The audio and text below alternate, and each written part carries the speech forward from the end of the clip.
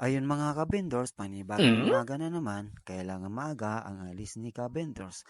Maaga si Commander sa pwesto niya. Minsan kasi, ang mga bumibili ay maaga pumapasok sa trabaho. Kaya uunahan na namin sila, o di ba? May mga oras din kasi ang pasok sa ibang kumpanya.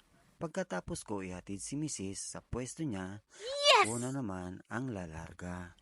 Baka na naman kasi hindi ko maabutan ang mga empleyado kaya dito muna si Commander sa bangketa.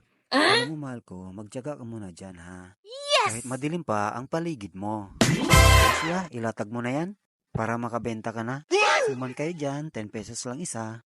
Paano yan? Iiwanan na kita. Ako na naman ang aalis at lalarga na din patungo sa ibang kumpanya. Hay nako, ang hirap pala mag-voice record. Ano pa yan? Nabubulol na ako. Unsa man ni Oy. Salamat sa inyong tanan. Di rin ako.